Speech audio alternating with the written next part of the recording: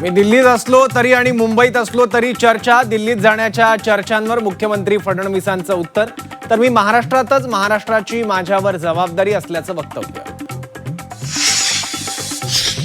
भरत गोगावलेंचा वनवास अखेर संपला. पालकमंत्री पदाची माळ भरत गोगावलेंच्या गळ्यात. पालकमंत्री पदाची जबाबदारी म्हणजे जनतेच्या सेवेची दुसरी संधी. गोगावलेंची प्रतिक्रिया. नाशिकच्या पालकमंत्री पदाचा तिढा अखेर सुटला. पालकमंत्री पदाची धुरा जळगावच्या गिरीश महाजनांकडे. स्थानिक 3 मंत्र्यांना डावलल्याची चर्चा.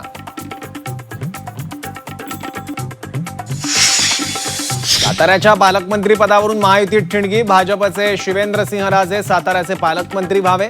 ग्रामविकास मंत्री जयकुमार गोरेंची मागणी. मी केलेल्या विधानाबाबत मला पश्चाताप. पुन्हा असं विधान केल्यास भर चौकात फाशी द्या. झी 24 तासच्या माध्यमातून नवनाथ वाघमारेंची भूमिका. झी 24 तासवर राष्ट्रवादी शरद पवार पक्षाच्या बैठकीची इनसाइड स्टोरी. राष्ट्रवादी शरद पवार पक्ष एनडीए सोबत जाणार का? जिल्हाध्यक्षांच्या बैठकीत सुप्रिया सुळेंना सवाल.